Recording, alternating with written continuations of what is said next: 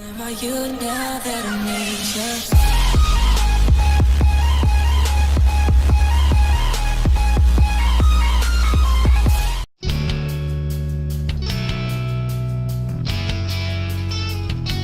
Next-gen Mercedes GLA gets in shape for 2019. The Mercedes GLA, Merc A-Class based crossover, will return in 2019. It expected to launch around a year later than the latest generation A-Class hatchback, which will make its public debut at the 2017 Frankfurt Motor Show in September and reach customers in early 2018. These pictures show a Mio using the latest generation A-Class body shell testing in Germany. Essentially, it is albeit with a higher ride height, larger wheels and what appears to be a slightly widened track. After all, the GLA is essentially a boosted-up version of the A-Class hatchback. The use of a regular A-Class body shell might be telling us something significant here. CES photographers have previously spied more heavily camouflaged GLA test mules using built around a regular A-Class body. These shots show the car at a later stage in its development, at which point the production body would ordinarily come into play. But this particular car is still using a standard A-Class shell that suggests the new generation GLA and A-Class bodies may be even more alike than before. Test cars with a full production body will follow.